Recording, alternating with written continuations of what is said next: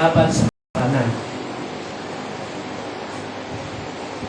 Kasi nga, kalaban natin, our last enemies na sisirain ng Diyos ay yung kamatayan. Kahit masarap ang buhay mo, pero mamamatay ka pa rin eh. Di ba? Papunta pa rin tayo sa kamatayan. Sabi nga nila eh, ito yung kinakatakutan natin na hindi natin mapipigilan kahit anong gagawin po natin, kahit magturong tayo ng mga anti-aging, uminom tayo ng mga gamot para hindi tatanda, matanda pa rin tayo, papunta pa rin tayo doon. Kahit hindi naman maaga, tatanda pa rin. Papunta pa rin sa kamatayan.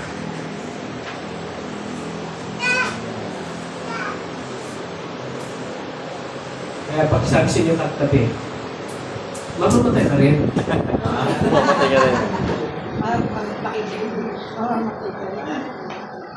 Huwag matakot, mamatay. Matakot na lang. Ito ang mabuting balita.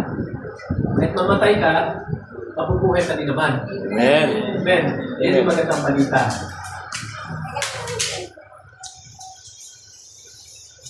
Kasi yun nga po ang sabi ng ating Panginoon. Yun po yung nangyari.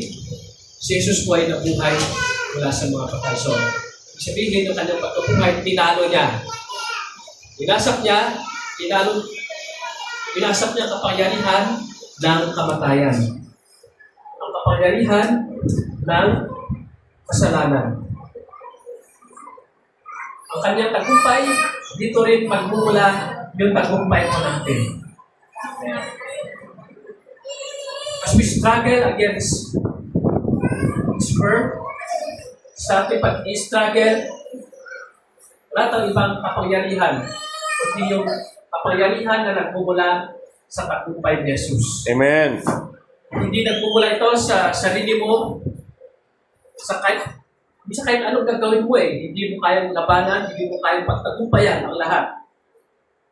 Ang mga problema, ang mga pagsubok, ang mga tukso, hindi natin kahit pagtagumpayan, kahit anong disiplina ang gagawin mo sa sarili mo, unless na ikaw ay tumingin, look unto Jesus. Victory. Unless na ikaw ay tumingin ka doon sa ginawa ni Jesus, yung kanyang tagumpay sa krus ng Kalbaryo, yung tagumpay niya doon sa libingan ng mga patay. Tanda natin, hindi natin kaya lahat pagtagumpayan yan. Umanangan ka lang sa sarili mo. Kaya kailangan natin paniwalaan. Not to come into agreement on what Jesus had done. Maniwala ka na kinuha ng Diyos, na kinuha ni Jesus yung pagkatao mo. Jesus took your sins, inako na yung lumang pagkatao mo, yung kasalanan natin, inako niya, yung pagkatao natin, inako niya, at ipinako sa krus.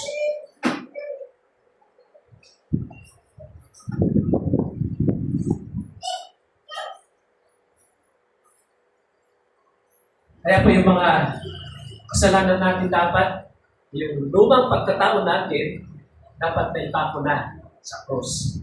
Amen. Amen. Kung maniwala ka doon, na inako ni Jesus yung kasalanan mo, yung dating pagkatao mo, at naipako sa cross, ibig sabihin nun is namatay ka. Kasalanan, naipako doon eh.